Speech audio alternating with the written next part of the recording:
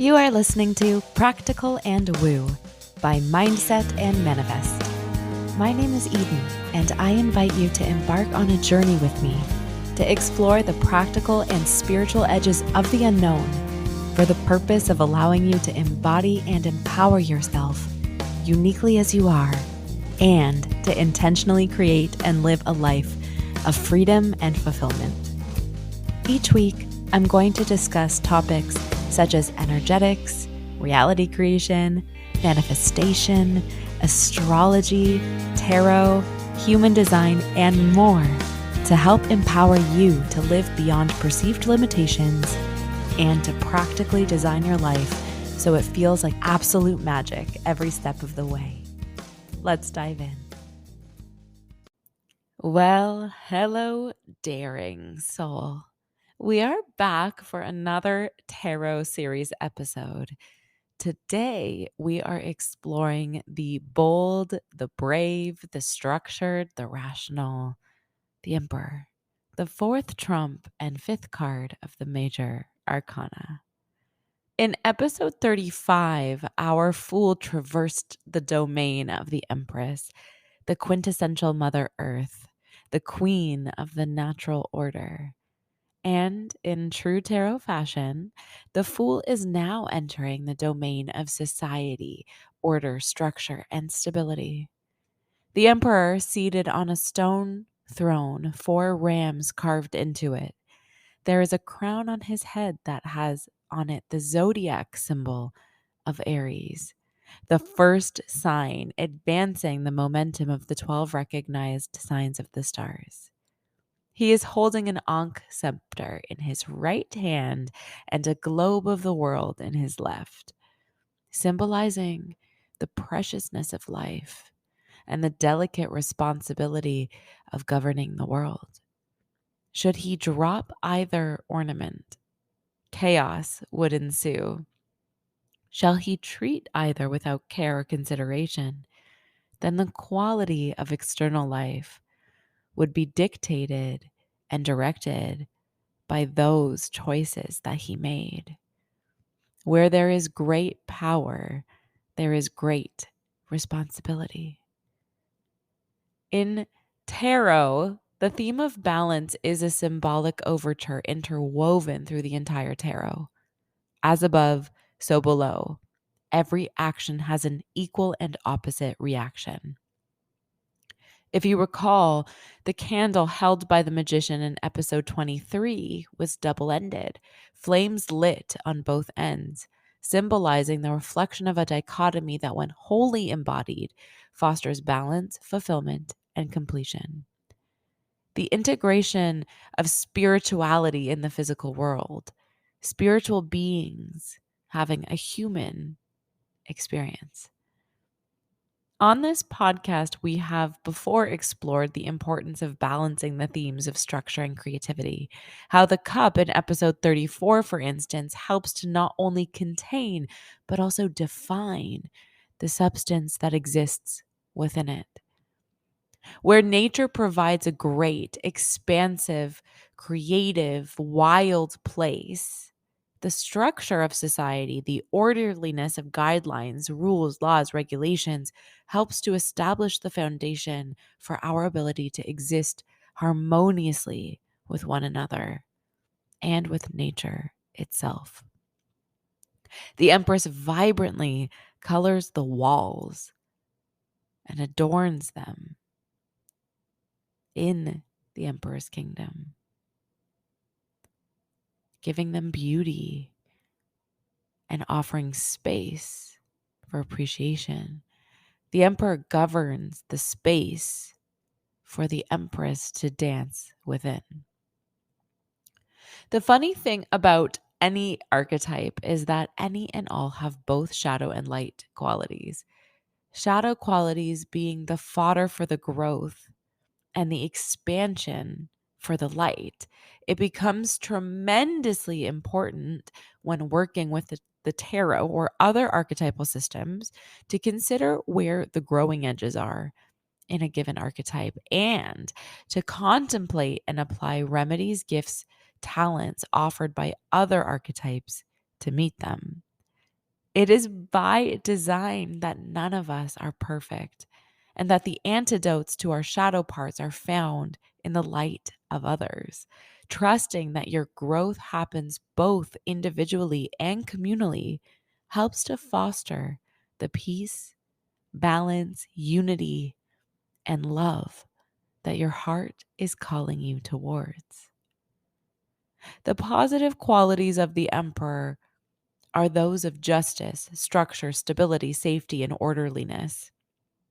The master of creating a safe haven that is built on the tenets and values of goodness, kindness, consideration, and communication. The quintessential leader of the path forward. But the thing about leadership is that the purity of thought and intention, or the lack thereof, dictates the type of structure that is built. It's the difference between creating something solid versus creating something with cracks or fractures in the foundation. It isn't the orderliness of society that creates socio-political issues or societal exclusions or blind spots. It's actually the framework upon which the structure has been built. The emperor as an archetype stands for the potential and the ability to build something fantastic, as long as the consideration and intention fueling this game plan is well conceived. When the shadow of corruption enters the motivation of the emperor archetype, the emperor can become indulgent, guarded, rigid, and close minded, all of which contributes to the construction of a society that negates or excludes the rights, perspectives, and needs of those who exist within the dominion. So, why is the emperor important? Well, every great creation requires a sturdy foundation. Arriving at the emperor, you are at the phase in the hero's journey where you have all of the base materials needed to move forward. And so now you're arriving at a preliminary action phase, the getting your hands dirty phase, the let's get down to business phase. The choices that you make, the beliefs that you cultivate, the values that you hold near and dear to your heart are contributing to the microcosm of your own life, as well as the macrocosm of the greater whole. You are invited by the emperor to consider your motivations, your intentions, your values around the pursuit and acquisition of your dreams and desires. What kind of emperor do you intend to be? If you intend to be a benevolent and open emperor, you have to consider the broader perspective of how you're building your life. Are you showing up in service of others? Do you treat people in your daily life kindly?